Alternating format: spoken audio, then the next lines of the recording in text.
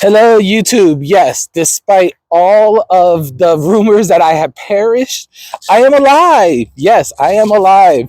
I'm here doing my daily 1 hour cardio. I do a 1 hour walk every single day, roughly 3 to 3.5 miles, give or take.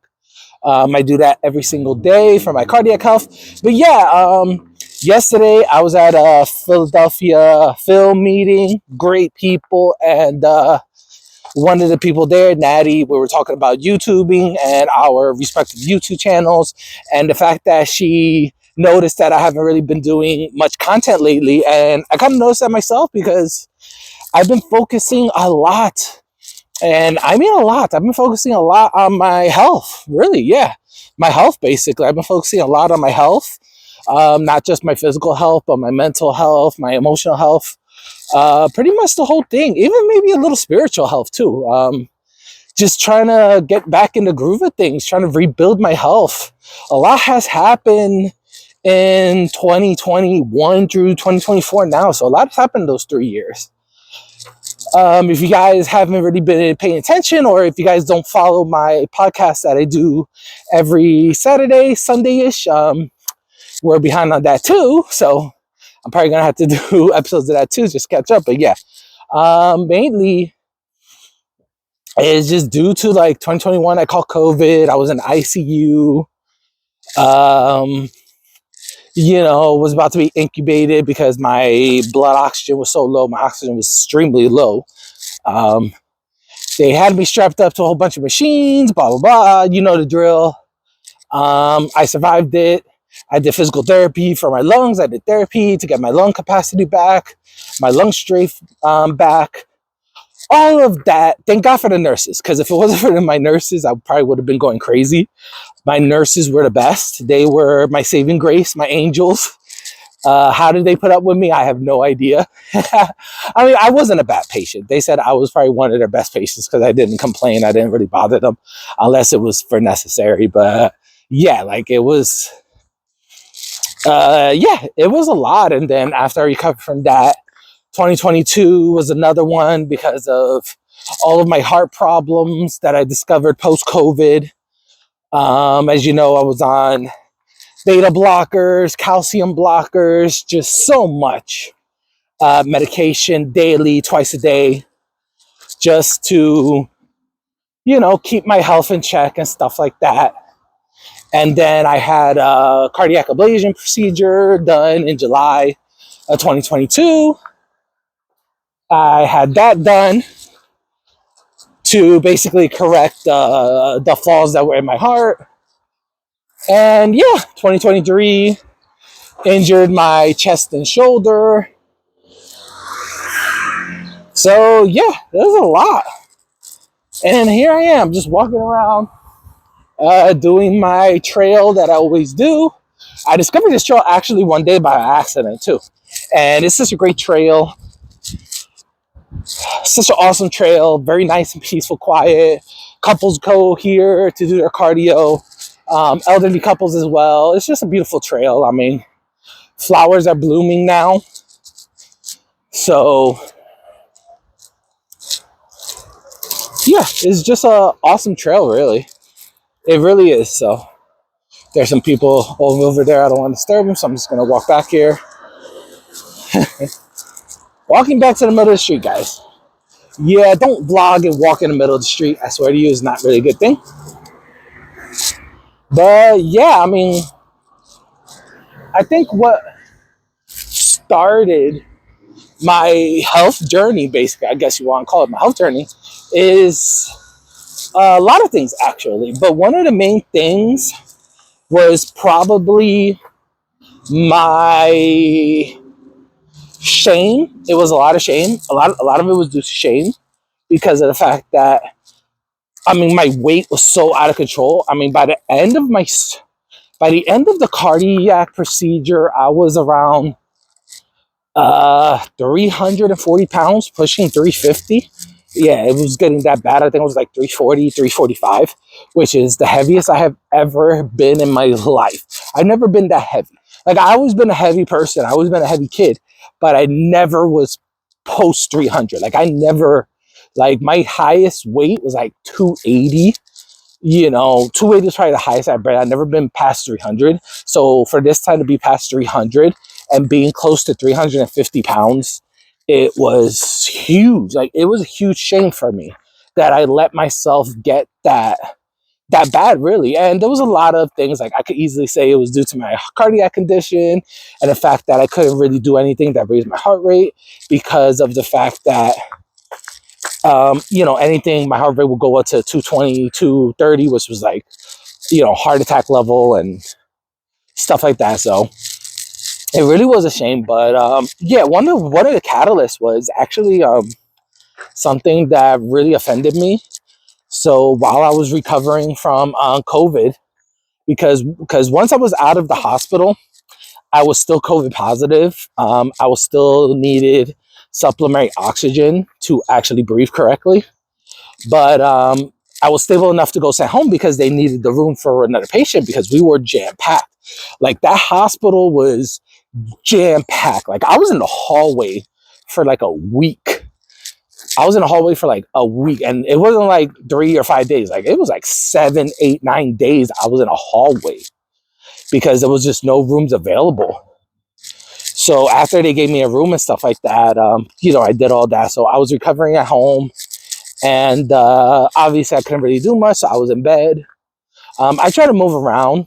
They gave me a little backpack that had an oxygen tank, like a mini portable oxygen tank. So I would use that to try to move around, try to stay as active as I could without dying, basically, because it took every ounce of me because my lungs were still weak.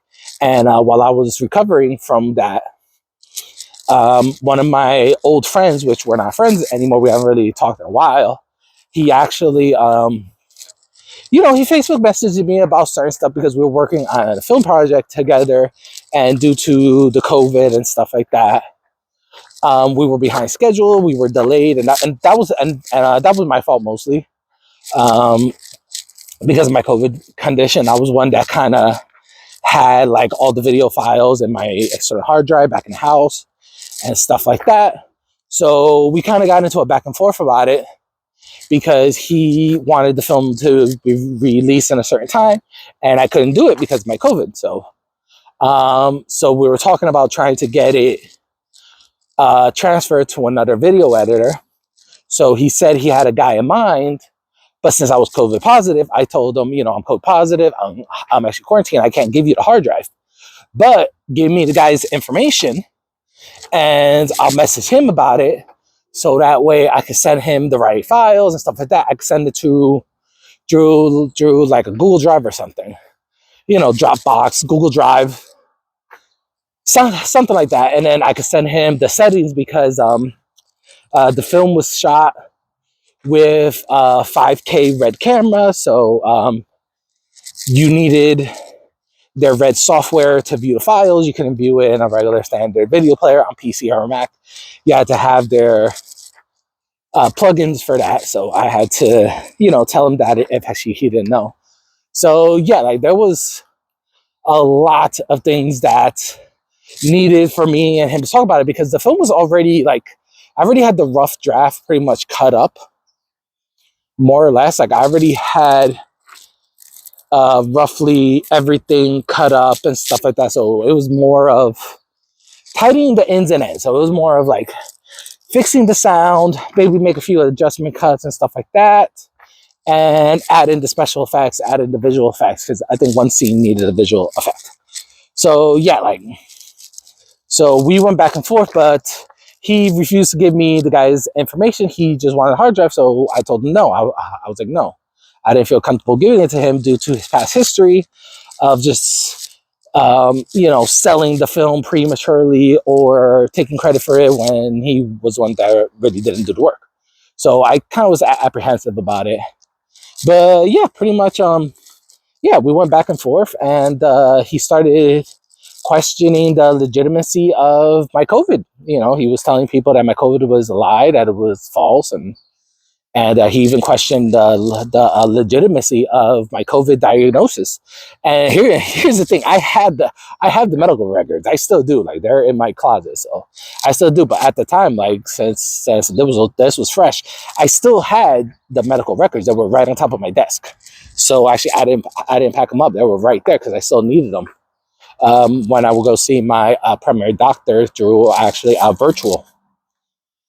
So yeah, like, so it got to the point where I was like, well, I could just email you. I could email you everything. Like, if you don't believe me, then I could just email you everything. And I think when I said that, he kind of backed off, and we still had back and forth. But ever since there, we have really communicated because I felt offended that, dude, like, this is real. Like, I did catch COVID. I was in the ICU. I have all the medical proofs. Like, seriously, like, all the years that you known me, you're gonna question. You're gonna question that. So I got really offended, and we didn't really speak since. And then after that, when I recovered from that, what? So that was the first catalyst. But what really drove me to really push it was the fact that I am real close with my siblings, not my siblings, but my nephews and stuff like that. I love them dearly. I care for them a lot. And my nephew, Jaden, he, he was a young kid. He still is a young kid. But yeah, like, he was so happy that he could do a push-up. Now, this is a kid, so it was kind of, like, yeah, oh my God, you could do a push-up. It made it sound not like a big deal, but for him, it's a big deal. And he could do a push-up. So he did a push-up. And he was like, Theo, Theo, Theo, Theo, Theo, look at my push-up. Look at my push-up. And he started doing push-ups. And I was so proud. I was like, yeah, like, keep on going, Papi, keep on going. And he asked me to do a push-up because he wanted to see Theo do a push-up, because he was like, Theo, you're big and strong, do a push-up. And I was so ashamed because I couldn't do a push-up. I didn't have the upper body strength. I didn't have the strength, period, to do a push-up. I didn't have the strength, period, to do a push-up. One, I was out of shape. I was completely out of shape. And two, I was still, like, my lungs were not as great.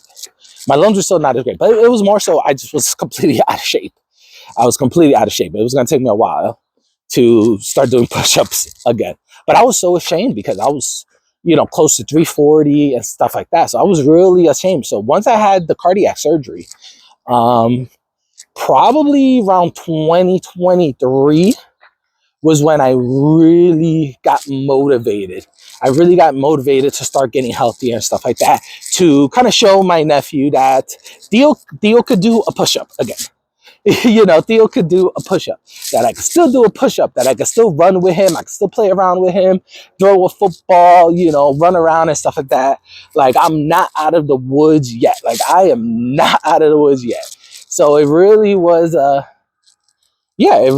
catalyst to really push me to move around, start being active. When I injured my chest and shoulder when I was in physical therapy, they were like, "Yeah, we could get you an Uber, to and from the physical therapy and actually home." And I was like, "No, like, I wanted to walk," and that's where it all began. Just walking.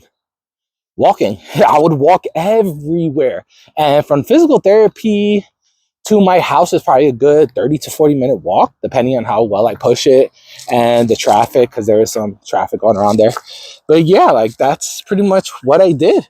Just started walking, and I started noticing, wow, little by little, I started noticing my cardiovascular health got so much better. Before, I believe my heart rate was around like the 180s when I first started, and then it slowly dropped to the 160s. And when I jog, it'll probably go up to like 157, 154. But just regular walking now, it's barely in the 110s, barely in 105, 110. Like, and it's just walking around, just walking everywhere. Sometimes I would exaggerate and walk to the bank that was like an hour and 10 minutes away. But yeah, it's just walking everywhere, basically. And that's just how it started, really. And it was like so many things, like so many things. A combination of this like shame for letting my body get that far gone, to just like I felt discriminated a lot. I felt discriminated a lot, especially when I went for job searches right after my cardiac procedure.